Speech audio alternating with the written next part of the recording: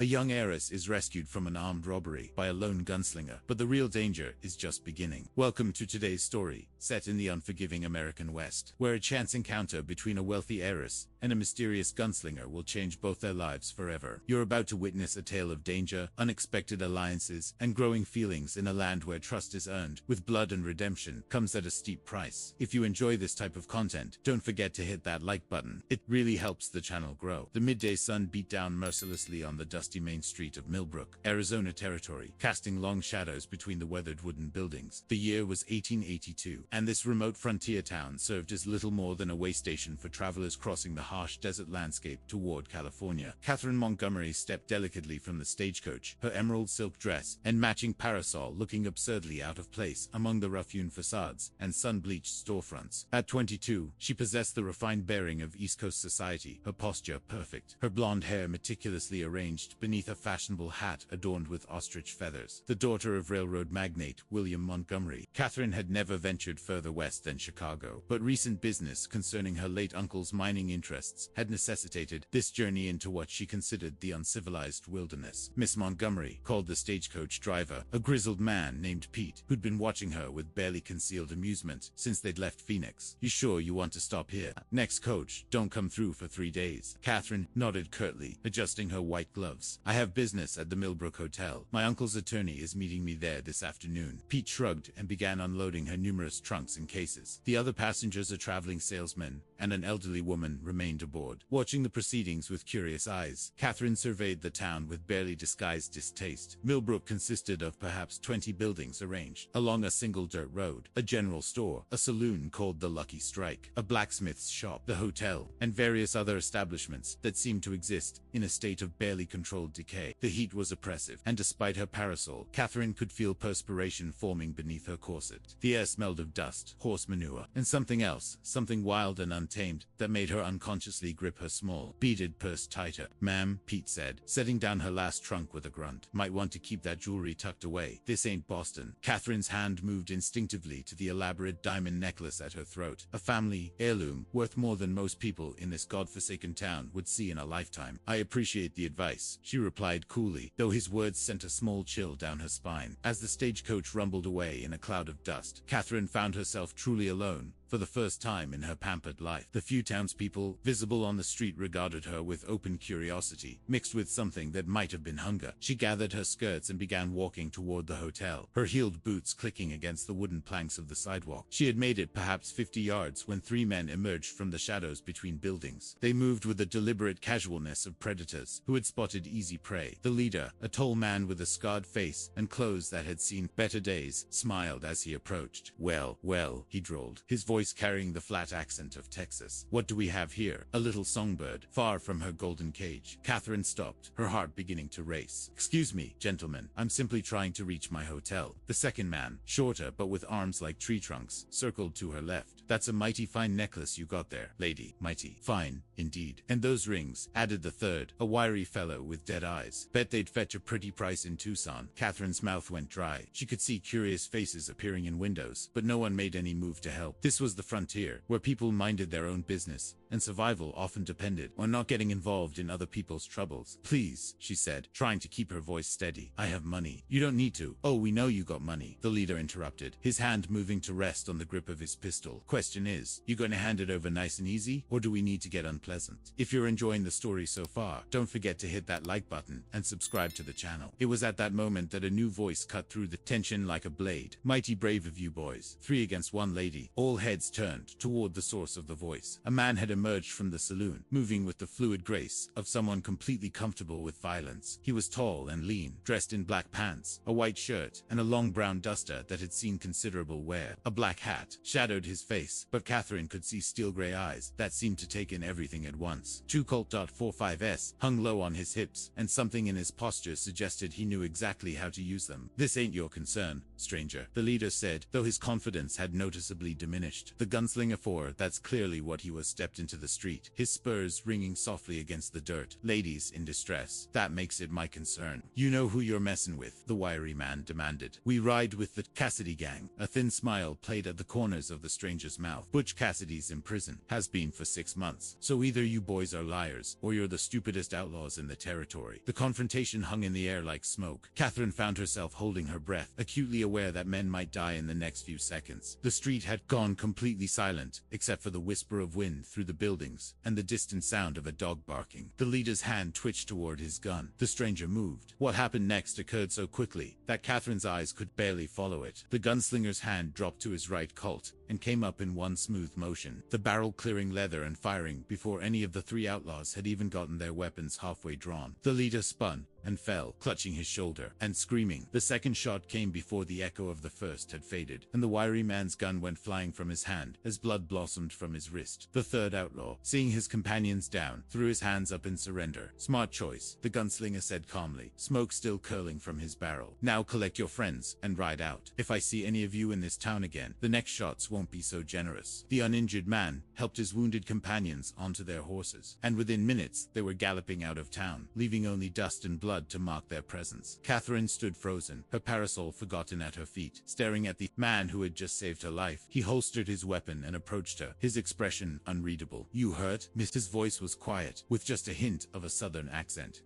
No, I'm fine." She realized she was trembling. "Thank you. I don't know what would have happened if you hadn't. Best not to think about it." He picked up her parasol and handed it to her. "Name's Jake Sullivan, and you'd be Catherine Montgomery." She accepted the parasol with shaking hands. "I'm in your debt, Mr. Sullivan." Jake touched the brim of his hat. "No debt necessary. Just doing what any decent man would do." He glanced around the street, where normal activity was, slowly resuming. "Might want to get inside. The word travels fast out here, and those boys might have friends." As they walked toward the hotel, Catherine found herself stealing glances at her rescuer. There was something about Jake Sullivan that intrigued her, a sense of barely contained power, of secrets kept behind those gray eyes. She had been raised in a world of predictable gentlemen in tailored suits, but this man was something entirely different. Dangerous, certainly, but also oddly comforting in his competence. Neither of them realized that this chance encounter had set in motion events that would reshape both their lives, or that the real danger was just beginning to unfold in the shadows of the desert town. The Millbrook Hotel's lobby was a study in frontier grandeur, red velvet chairs that had seen better days, oil paintings of mountain landscapes, and a massive chandelier that had somehow survived the journey from back east. Catherine sat in one of the worn armchairs, her hands wrapped around a cup of coffee that had long since grown cold, replaying the events of the afternoon in her mind. Jake Sullivan had departed after ensuring she reached the hotel safely, but his presence seemed to linger in the air, like gunsmoke. The desk clerk, a nervous man named Henderson, had provided a running commentary on the afternoon's excitement, while checking her into the finest room available. "Haven't seen shooting like that since Wild Bill himself passed through," Henderson had marveled. "That Sullivan fellow, he's got a reputation. They say he's faster than greased lightning, and twice as deadly." Now, as evening painted the desert sky in shades of orange and purple, Catherine waited for her uncle's attorney, a man named Theodore Blackwood, who had telegraphed her to meet him here. The business concerned her Uncle Samuel's silver mine, recently discovered to be far more valuable than anyone had initially suspected. The hotel's front door opened, and a distinguished gentleman in his 50s entered, carrying a leather briefcase and wearing the dusty traveling clothes of someone who had ridden hard to get here. His salt and pepper beard was neatly trimmed, and his brown eyes held the shrewd intelligence of a successful attorney. "Miss Montgomery, I presume." He approached with a slight bow. "Theodore Blackwood, at your service." Catherine rose and extended her hand. "Mr. Blackwood, I trust your journey wasn't too arduous." "Nothing I'm not accustomed to, I assure you." He glanced around the lobby and lowered his voice. "Perhaps we might speak privately. I have some rather sensitive matters to discuss regarding your inheritance." They moved to a corner table where the light from an oil lamp created a small circle of intimacy. Blackwood opened his briefcase and withdrew several documents, spreading them carefully on the table. "Your Uncle Samuel was a remarkable man," he began. "His silver mine, the Lucky Star, has recently revealed a vein of ore so rich that conservative estimates place its value at over $200,000. Catherine's eyes widened. Even by her family's standards, that was an extraordinary sum. "I had no idea Uncle Samuel had found anything so valuable." "Neither did he, initially. The true extent of the find only became apparent after his death." Blackwood's expression grew grave. "Which brings me to a rather troubling matter. Your uncle's death. It may not have been the accident we initially believed." A chill ran down Catherine's spine. mine. What do you mean? Samuel died in what appeared to be a mining accident at Cavan. However, recent evidence suggests the support timbers may have been deliberately weakened. Blackwood leaned forward. Miss Montgomery, I believe your uncle was murdered for his mine. The words hung in the air like a death sentence. Catherine found herself thinking of the afternoon's attack, wondering if it had been random or somehow connected to this revelation. Who would do such a thing? She whispered. A man named Vincent Harding. He owns several mines in the area and has been acquiring properties through questionable means. Samuel refused to sell, despite increasingly aggressive pressure. Blackwood pulled out a photograph of a heavy-set man with cold eyes and an expensive suit. Harding has connections throughout the territory, corrupt officials, hired guns, businessmen who look the other way when it suits their interests. Catherine studied the photograph, memorizing the face. What can we do? Surely there's legal recourse. Blackwood's laugh was bitter. My dear, this is the frontier. Legal recourse exists primarily for those with enough guns to enforce it. Harding owns the territorial judge and half the sheriff's deputies. Your uncle's death was ruled accidental, and the case is closed. Then why tell me this? Why not simply let me sell and return east? Because, Blackwood said quietly, your uncle made me promise to give you a choice. He knew the risks, but he believed the mine could bring prosperity to this entire region. Good jobs for miners, businesses for the town, a future built on something other than violence and desperation. Catherine fell silent, processing the implications. She had come west expecting a simple business transaction, but instead found herself inheriting not just a fortune, but a war. Leave a comment about what you think Catherine should do. There's something else, Blackwood continued. This afternoon's attack, I don't believe it was random. Word of your arrival, and the mine's value has spread. Harding's men have been watching the hotel, as if summoned by his words. The sound of approaching horses echoed from the street. Through the window, Catherine could see a group of riders dismounting in front of the hotel. At their head was a man who matched Harding's photograph, perfectly well dressed, but with the cold eyes of a predator. He's here, Blackwood whispered urgently. We need to. The hotel's front door opened with enough force to rattle the frame. Vincent Harding entered, flanked by 4 men who looked like professional killers. Their spurs rang against the wooden floor as they approached Catherine's table. Miss Montgomery, Harding said with a smile that never reached his eyes. Such a pleasure to finally meet Samuel's lovely niece. I'm Vincent Harding. He didn't wait for an invitation before sitting down, his men positioning themselves strategically around the room. Mr. Harding, Catherine replied coolly, though her heart was racing. I understand you knew my uncle. Oh, we were well acquainted. Poor Samuel. Such a tragic accident. Harding's tone was perfectly sympathetic, but his eyes held a cruel amusement. I trust Mr. Blackwood has explained the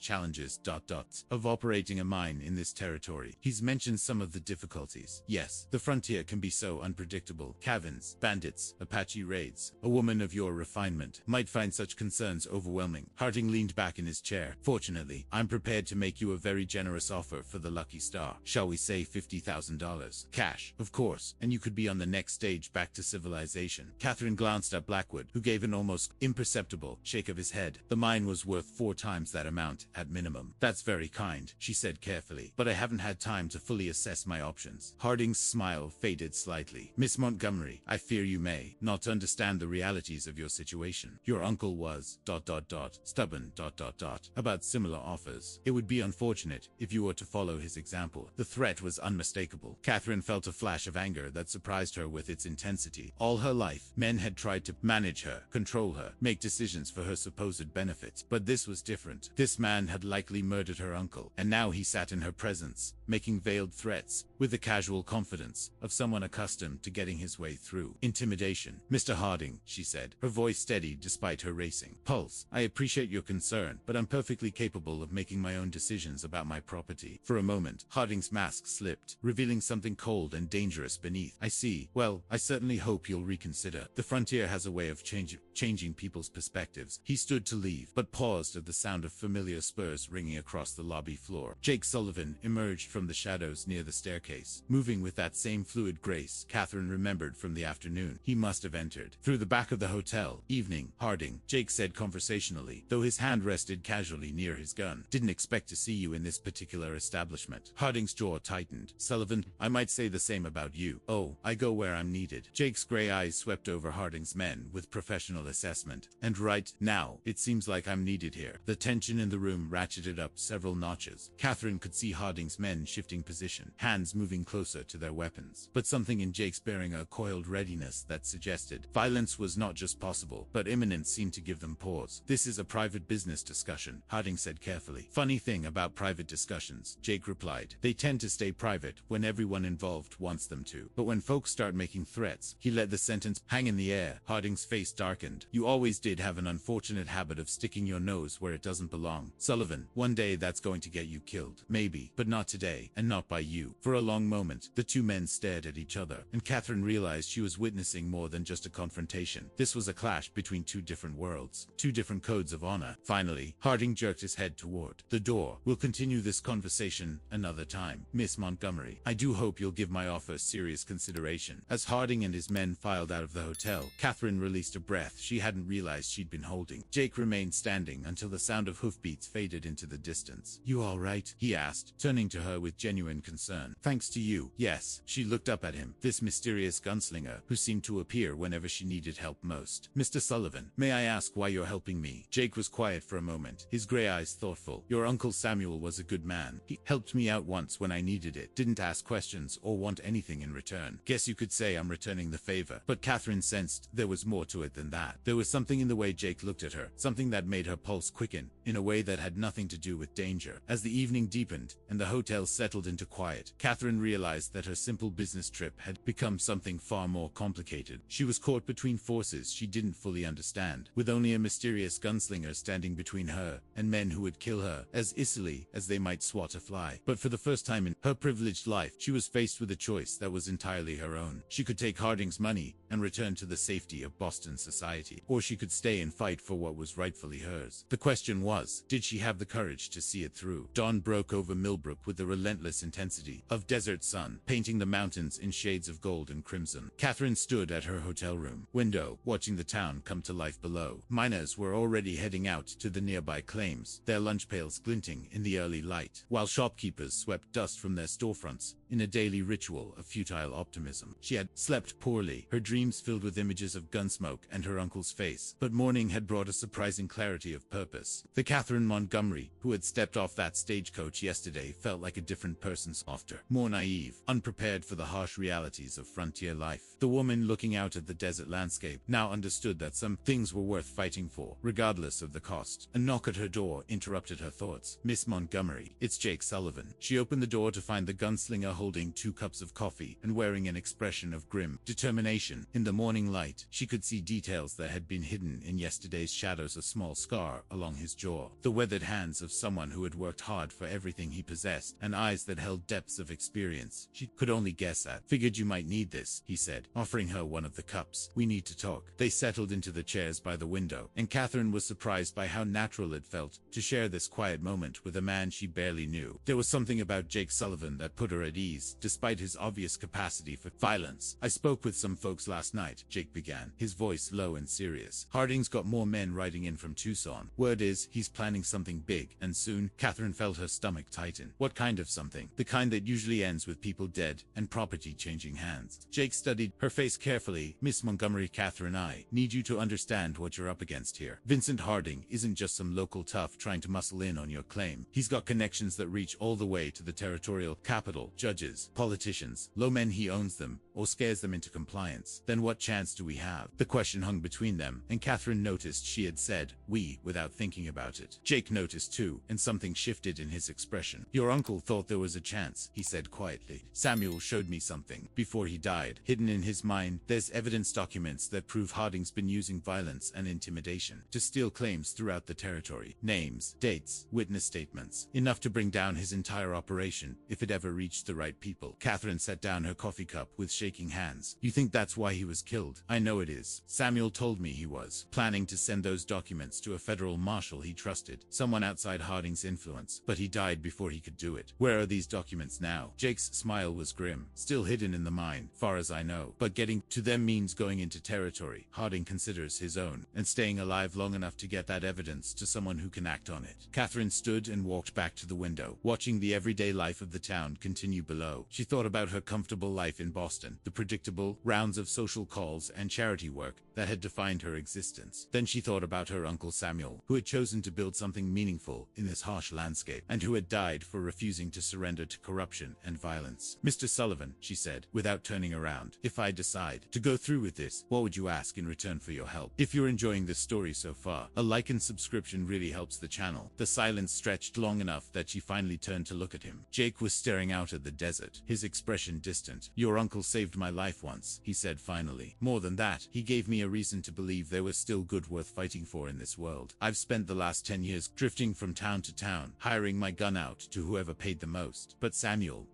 he made me remember what it felt like to stand for something that mattered." "What happened? How did he save your life?" Jake was quiet for so long that Catherine thought he might not answer. When he finally spoke, his voice was barely above a whisper. "I was 17, cocky and stupid. Thought I was the fastest gun in Texas. Got myself mixed up with the wrong crowd. Ended up riding with a gang that robbed banks and killed innocent people. One day we hit a bank in El Paso, and things went wrong, real wrong. My partners started shooting civilians, including women and children." He paused, his hands clenching into fists. "I tried to stop them, ended up taking a bullet in the shoulder. The gang left me for dead, and the posse that found me was planning to string me up with the rest of them. But Samuel was part of that posse, and he convinced them I was worth saving. Spent 3 days nursing me back to health. Never asked for anything except a promise that I'd use my skills to help people instead of hurting them." Catherine felt something shift inside her chest, a warmth that had nothing to do with the morning sun. This dangerous man, with his quick draw and gray eyes, had been shaped by the same sense of honor that had defined her uncle. "I've been trying to keep that promise ever since," Jake continued. "But until now, I never found a cause that felt worthy of Samuel's faith in me." Catherine moved closer to him, close enough to see the pain and hope warring in his expression. "And now I've got a chance to finish what he started, to make sure the men who killed him face justice, and to protect the woman he would have wanted to see inherit his dream." The words hung in the air between them, heavy with implication. Catherine realized that something was happening here that went beyond business arrangements or temporary alliances. This quiet, dangerous man was offering her more than protection. He was offering partnership, trust, and something that might grow into love if they survived long enough to explore it. "There's something else you need to know," Jake said, reaching into his duster and pulling out a folded piece of paper. "This came under my door sometime during the night." Catherine unfolded the paper and read the message written in bold, black letters. "Sullivan, bring the woman to Widow's Canyon at sunset or watch Millbrook burn. Come alone or everyone dies." Her blood ran cold. "They're using the town as leverage. Smart move. Harding knows I won't let innocent people suffer for my choices." Jake stood and moved to the window, scanning the street below. "But he's made one mistake." "What's that?" Jake's smile was cold as winter steel. "He assumes I'm planning to play by his rules." Before Catherine could ask what he meant, the sound of rapidly approaching hoofbeats echoed from the street. She joined Jake at the window and saw Theodore Blackwood riding hard toward the hotel, his horse lathered with sweat and his face white with fear. Blackwood burst through the hotel's front door and took the stairs 2 at a time. Within moments, he was pounding on Catherine's door. "They've got my daughter," he gasped as soon as she opened it. "Harding's men took Emily from our ranch this morning. They left a message saying she'd be released unharmed if I convince you to sell the mine and leave the territory." Catherine felt the world spinning around her. "How old is your daughter?" 16, Blackwood said, his voice breaking. "She's just a child, Catherine. They'll kill her if we don't give them what they want." Jake stepped forward, his expression deadly serious. "Where's your ranch?" "About 10 miles south of here. They came at dawn, grabbed her while she was feeding the chickens. Professional job. They knew exactly when and where to strike." Catherine sank into a chair, overwhelmed by the escalating stakes. It was one thing to risk her own life for principle, but asking others to sacrifice their children for her inheritance felt inconceivable.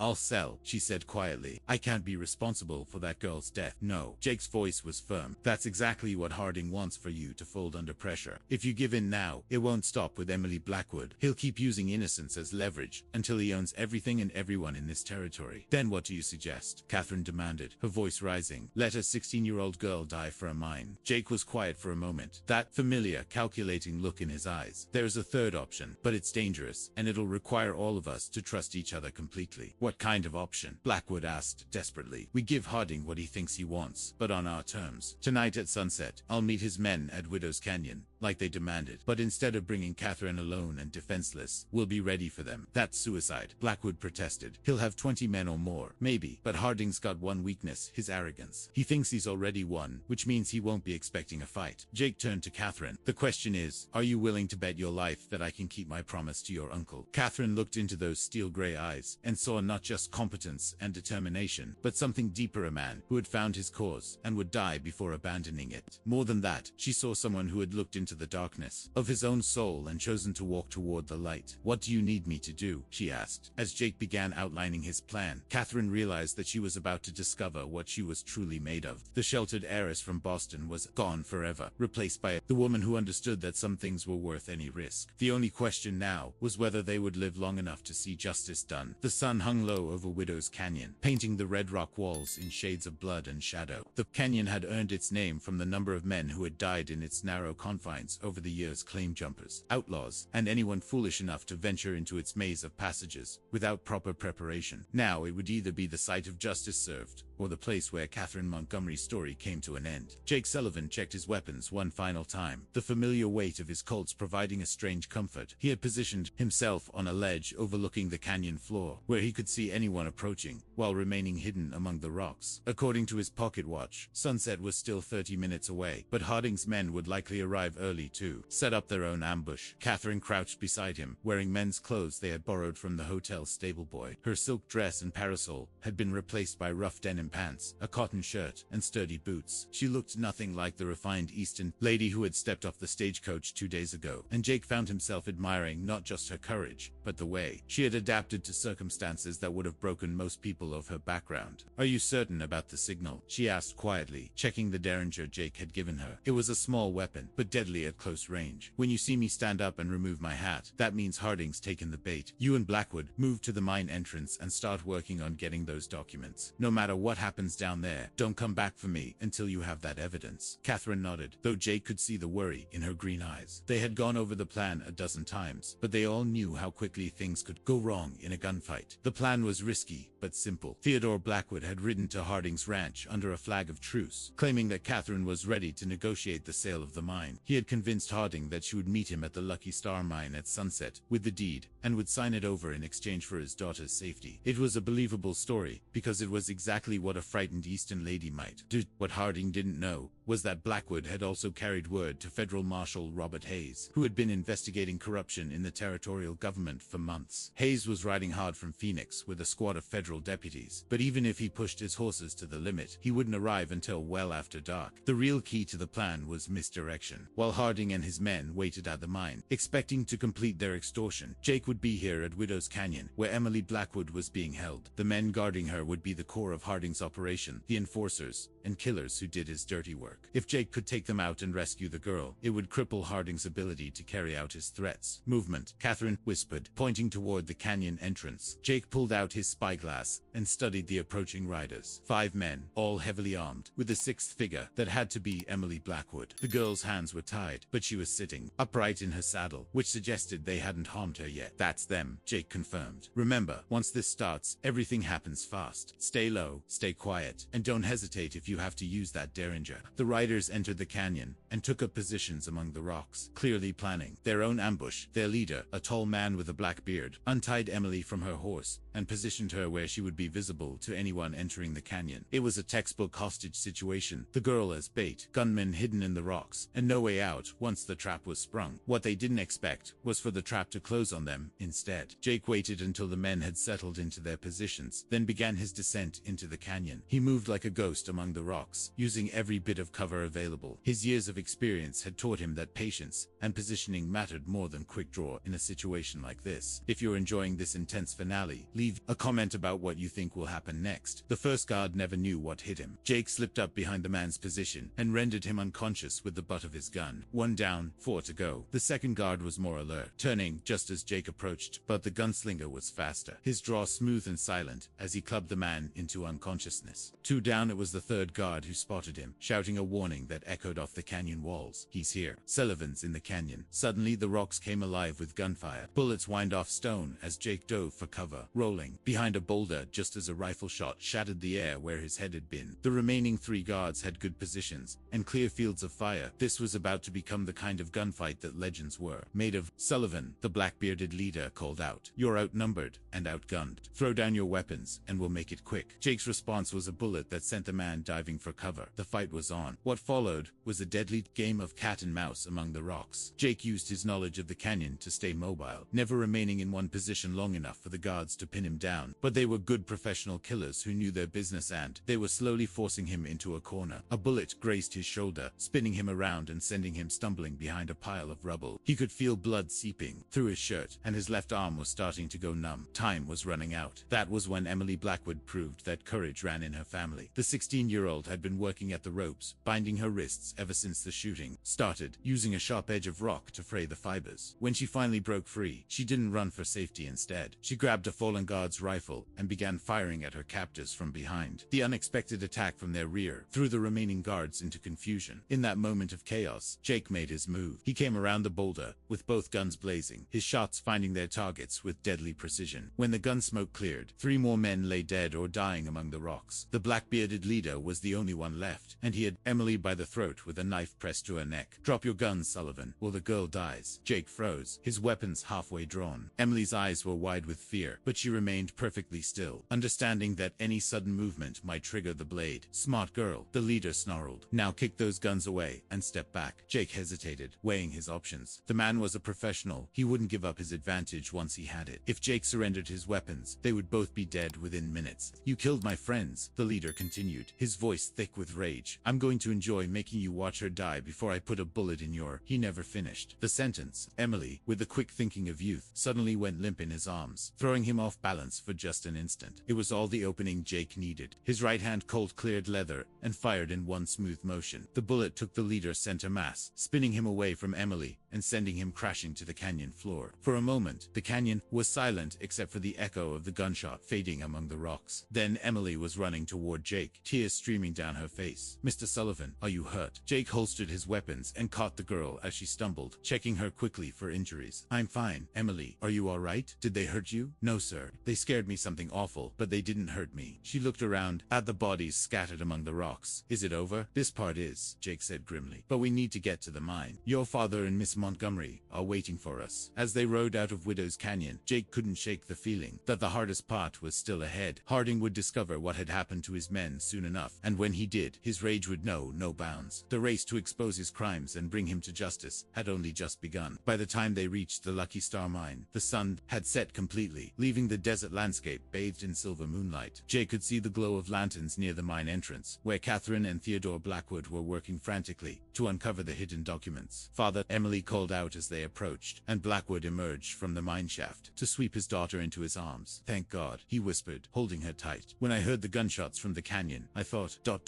Jake saved me," Emily said simply. "He fought 5 men and won." Catherine appeared at the mine entrance, her face smudged with dirt and her borrowed clothes torn from crawling through narrow passages. But her eyes shone with triumph as she held up a leather portfolio. "We found them," she announced. Uncle Samuel hid the documents in a sealed container behind a false wall. "Names, dates, witness statements, everything we need to prove Harding's crimes." Jake dismounted and examined the papers by lantern light. It was all there, a complete record of Vincent Harding's systematic campaign of violence and intimidation. Claims stolen through murder, judges bought with blood money, families terrorized into selling their land for pennies on the dollar. "This will destroy him," Blackwood said with satisfaction. When Marshal Hayes seized this evidence...